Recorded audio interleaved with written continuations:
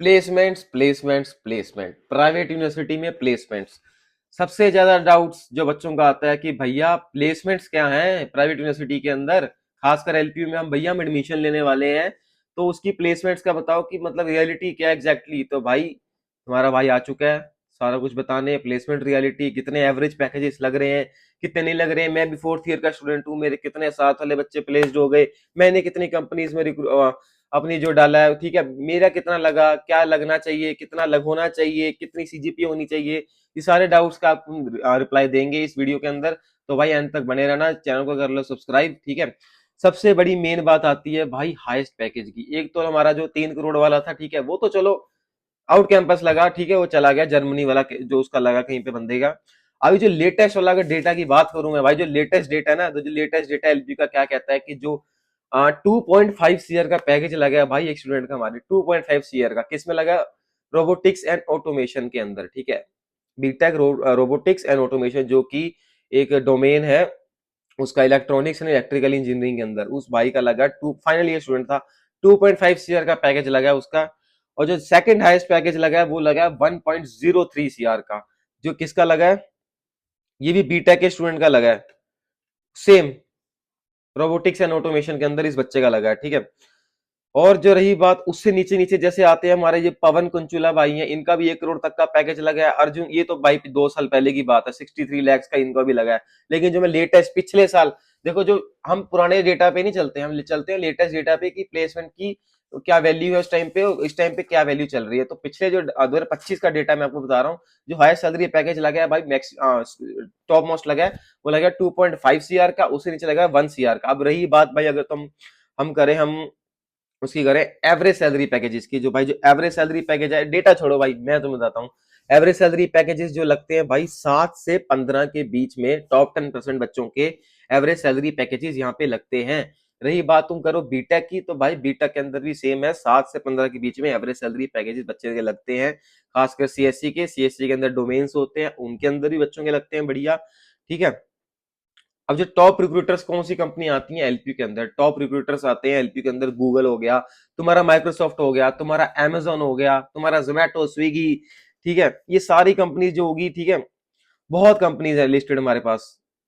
ये सारी industry collaborations हैं भाई, गूगल के साथ, इंटेल के साथ, ये सारा जो है इंडस्ट्री कोलैबोरेशंस है एलपीयू का। और रही बात भाई कि भैया प्लेसमेंट तो लग जाएगी, पर साथ में अगर प्लेसमेंट नहीं लगी उसके सिवा हम क्या लेके जाएंगे, सिर्फ डिग्री लेके जाएंगे एलपीयू से।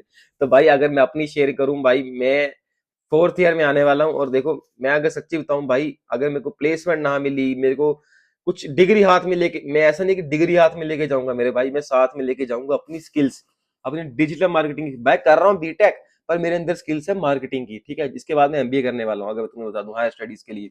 तो मेरे अंदर वो स्किल्स थी जो मुझे थर्ड ईयर में आके पता चली। तो ये गलती तुम पहले मत करना कि तुम्हें पता होना कि तुमने एग्जैक्टली करना क्या है अपनी लाइफ में, ठीक है। अगर तुमने सोचा कि पेरेंट्स के दबाव में आके, किसी के वो चीज में आके मत करो कि हमें बीटेक सीएससी ही करनी है, वैसे ही बहुत क्राउड रहता है, ठीक है। तो बात सिंपल सी इतनी है, जो पढ़ेगा उसकी प्लेसमेंट लगेगी, जो नहीं पढ़ेगा वो गरियाएगा उस यूनिवर्सिटी को। ये दो ही चीजें होती हैं, जो पढ़ेगा उसकी प्लेसमेंट लगेगी ही लगेगी, कोई ऑब्जेक्शन ही नहीं है भाई, कंपनीज आती हैं, ठीक है। दूसरी चीज, जो नहीं पढ़ेगा वो क्या करेगा, यूनिवर्सिटी को ब्लेम करेगा प्लेसमेंट्स के लिए। ये दो चीजें होती है जो मैं 3-4 साल से देखते आ रहा हूँ इस प्राइवेट यूनिवर्सिटी के अंदर, लवली प्रोफेशनल यूनिवर्सिटी के अंदर। रही बात इसकी रैंकिंग्स की, अगर हम की जाए कि भैया एलपीयू किस रैंक पे स्टैंड कर रहा है, देखो इसकी 31st रैंकिंग चल रही है, एनआईएफ रैंकिंग इसकी चल रही है 31st नंबर पे among all government and private institutes in India, ठीक है। ये इसकी रैंकिंग चली, 2025 का डेटा बता रहा हूं मैं, 2025 का डेटा है ये, ठीक है। ये पुराने डेटा नहीं बता रहा मैं। 30th नंबर पे अगर सोच रहा है, जो फार्मेसी करने की सोच रहा है भाई, उसके लिए बता देता हूँ कि 13th नंबर पे चल रही है फार्मेसी के अंदर इसकी रैंकिंग। एग्रीकल्चर पे चल रही है 17th रैंक पे, इसकी लॉ के अंदर चल रही है 26th रैंक चल रही है, इंजीनियरिंग के अंदर 48th रैंक चल रही है in India among all private and government institutes in India. Government institutes भी साथ में आ रहे हैं भाई, इसकी एक चीज ये देखो तुम, ठीक है। 2200+ रिक्रूटर्स कंपनी है भाई। बस मेन यही है भाई कि पढ़ो, फर्स्ट ईयर में ही पढ़ो।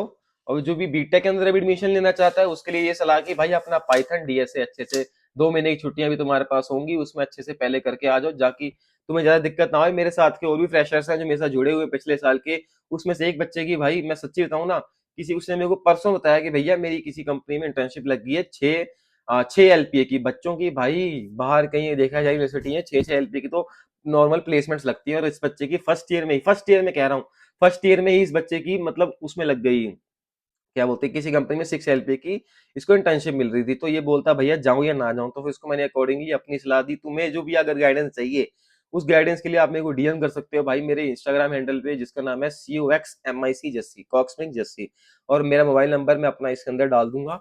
और बाकी stay tuned for more content. अभी हमने प्लेसमेंट रियलिटी डाली है, इसके बाद हम कोर्स बाय कोर्स आपको हम डिटेल्स देंगे, तो इसके लिए भाई stay tuned for more content, stay tuned.